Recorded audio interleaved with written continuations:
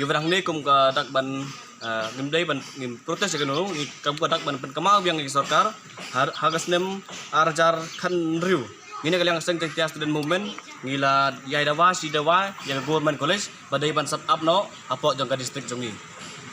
Alor tapat haga snap arjar khaniau ngila pelong yagi program ban perseu yagi public hearing hawidon lang ki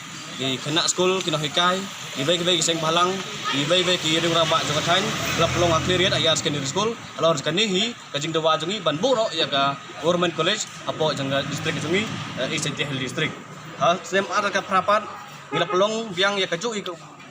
program hawa pung skor anteru ngila penseu ya ka caki pai ba hajing don lang ki riu han bat kum jo le hajing don lang u lokal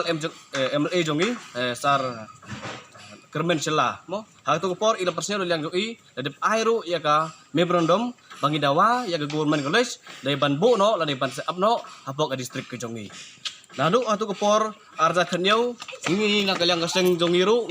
ya samit ya gimordom cha u chief minister barim jong gazalam khalia mukul sangma adeng tapat adeng bala form jaga ni MDA government ru nak kalian jongihi ngila samit ya ka memorandum cha u chief minister badan brom jongi konrat sangma dadu mentah nak kalian kaseng ngimpat yo i ya kanu signal bereban set up no ya kan nega government college hapo jong isentia jongi degung medak meni bawan isara kemen rembu yang ni ini kalian seng ngin hang ni ngin dawa ya kata gajing don kam jong pai ba hapo jong ga East Hill district idawa baka government da kadai ko pai bapai na gamta ka bha kamiet jong ki pai ba no song jong East Hill jongi kidai ban set up no ya ga government college hapo district jongi kumalong mata ka bai ka rilum jentia don tangak yang no ba government college ka chem jeke yang gi dinong East Hill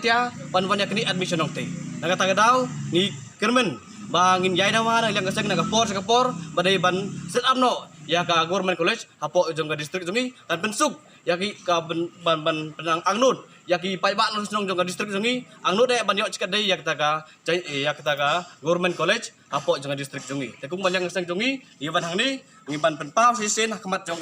education minister jong jelam khalia lakmen rebui hajing don lang minister kermen sela social welfare kumjuru kamu lokal MLA jongan dekat thain jongi ikermen baka sarkar kadai ban aino ya kata ka development ya kata ka jingnur kam tamapo distrik jongi kebala se haginu ginu ke kam development hagroi ke par tekum tangi kerpat sisin ya ke sarkar baka dai ban ino daga kam ban bu ya kan ga government college ban pensuk ya kena samla jongi hapo ke distrik jongi ini ai dawa ini ai budin naga por ban urlong gajing angnot jong pai ba ban yo ya kan ga government college hapo ke distrik jongi.